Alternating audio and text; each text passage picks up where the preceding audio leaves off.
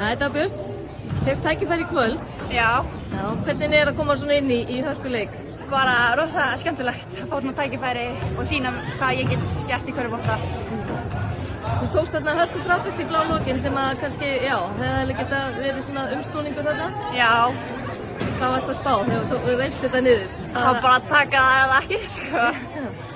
Það var enginn að vera í það var einhvern veginn mjög flott hjá þér og allir aðrir horfðu á en þú stökkst á það. En hérna nú þið að sigla upp töfluna og þið allir náttúrulega hanga þarna í efsta laginu. Og þetta? Já. En þú nýttir tækifæri líka vel og náttúrulega leikmaður þetta hjá okkur sem að meiddist, Eva. Já. Hvernig fór þið inn í leikinn með svona það hugafar að ykkur vantar alltaf 3 stóra leikmenn? Ég fór bara inn í leikinn að bara gera mitt, taka frákast og við allir fórum bara leikinn að vinna saman og þannig. Þótt að ef að farin þá erum við allir tilbúin að stíga upp og þannig. Þannig að við ætlum bara að sýna okkur hvað við getum gert. Takk fyrir. Takk.